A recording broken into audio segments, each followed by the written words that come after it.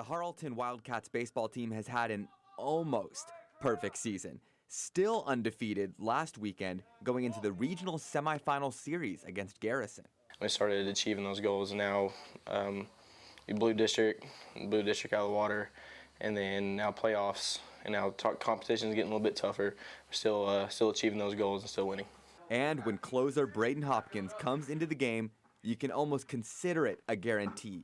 But this time, the Wildcats faced some adversity. Hopkins closed out Game 1 with ease, but Garrison threw down a squeeze bunt in the extra innings of Game 2 to hand the Wildcats their first loss of the year. And now came the real test, coming off their first loss with the season on the line in a do-or-die Game 3. How would they respond? We had talked about it as a coaching staff, like, when do you think we're going to get our first loss? How are the kids going to respond? But I always had it in the back of my mind how we were going to talk to them when that time came. And, it was just unfortunate that it happened on Saturday in that Game 1 and how it happened. But only 30 minutes after blowing the save in Game 2, Hopkins took the mound and started Game 3. And talk about bouncing back, 5 dominant innings, 0 earned runs, and a trip to the regional finals. We just had to bounce back, stay focused because the job's not finished. Had to put that loss behind us because that loss is not going to decide if we win or go home.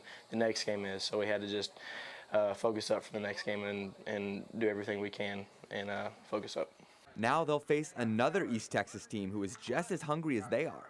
But the Wildcats remained undefeated until the 4th round of the playoffs for a reason.